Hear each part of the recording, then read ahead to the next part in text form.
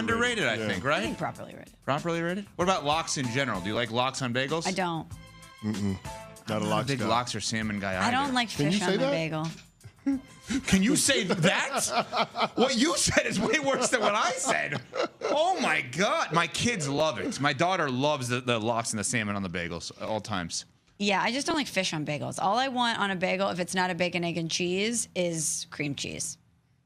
Not butter? A good schmear. No, not butter. Too plain. Yeah, I'm not really a butter person on a bagel either. It. Yeah. Nice cream cheese. You know what? I'll do a nice cream cheese, and then I'll add a little jelly on top, too. I know. That's your signature move. I'll sprinkle a little jelly in there. When we've gotten bacon, egg, and cheese in here, I'm always fascinated that you love to put the jelly on the top.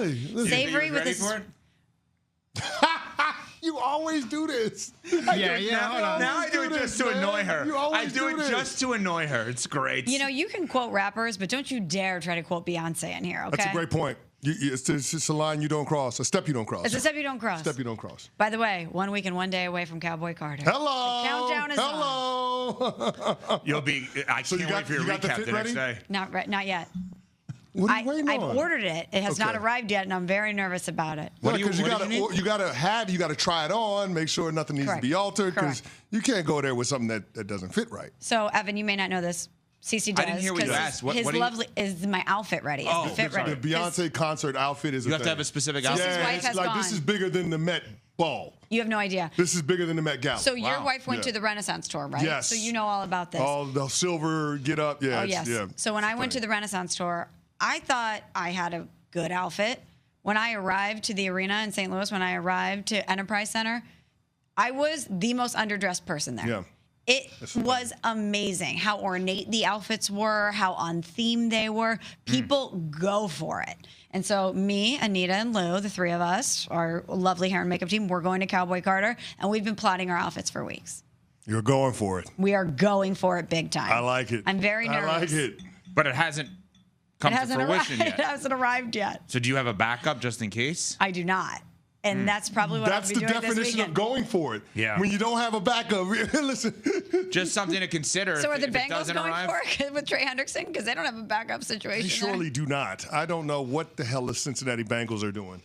I have no idea. Sorry. What a terrible transition. No, it was great. I thought it was a good job. Well, I just thought about it because you keep for it. saying that they keep trying to replace him, and they just haven't done it. No, they haven't. Trey Hendrickson wants a new contract. Cincinnati Bengals, multiple-time sack leader in the NFL, has asked for a trade, yet shows up to camp because obviously he wants to get paid, and had this to say outside of Bengals camp yesterday.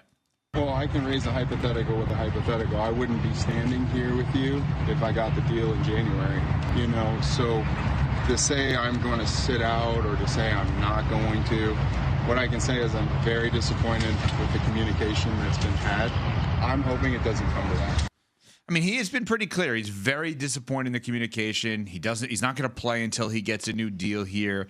If you think about him in comparison to others like Myles Garrett, who I think most people would say Myles Garrett is better than Trey Hendrickson, not really like a bold statement there, but numerically, Trey Hendrickson competes with a guy like Myles Garrett, and he's making, $40 million a year. We don't expect Trey Hendrickson to get that. So over the past 5 seasons, Trey Hendrickson 70.5 sacks. He trails only TJ Watt 73.5 and Myles Garrett 72. So they're in the same conversation. And last year he had 17? 17.5 led the league. He had 17.5 the year before that too. 35 sacks over the last 2 years. Yeah. Right. So the number you have said that's a lot of hitting the quarterback. Big time. He's earned a new deal. $2 million a sack we're up to now? $2 million a sack. Right. So he's a $35 million a year player. Yeah. That's making 20, 21, whatever it is now? No. No, 15 Oh, 15.8. Okay. This year. No. So Final year of the deal. Right. So it's 20, 21 separating what it is versus what it should be theoretically based on the number of sacks and the importance. Mm-hmm. What I don't understand is what's the solution to all of this? Because money.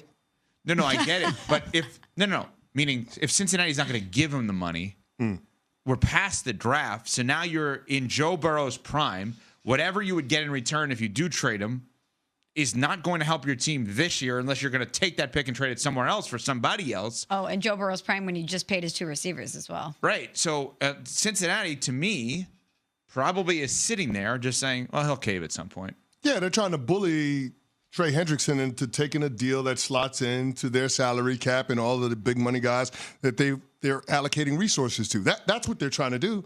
They're running out the clock on Trey Hendrickson, and I hate it because... Will it work, though?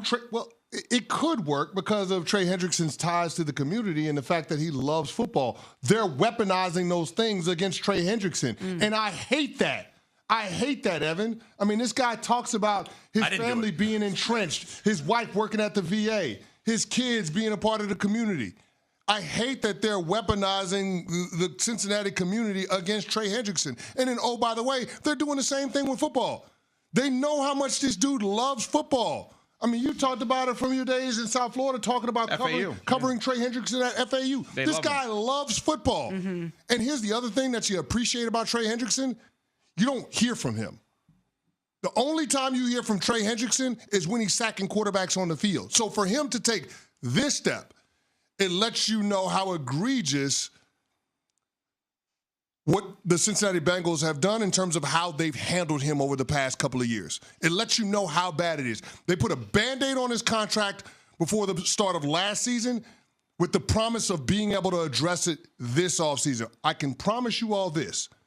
There's no way Trey Hendrickson takes this tack unless trust was broken and the Cincinnati Bengals deviated from what they all agreed the plan should be.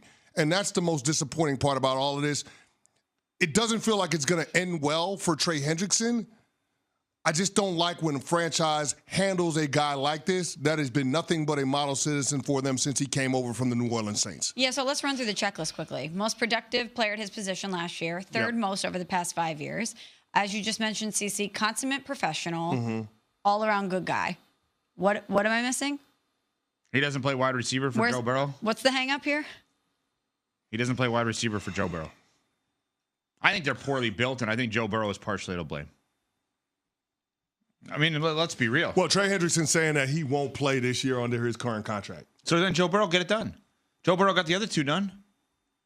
I mean, we can't say, hey, Joe Burrow's he is ride or die with his receivers.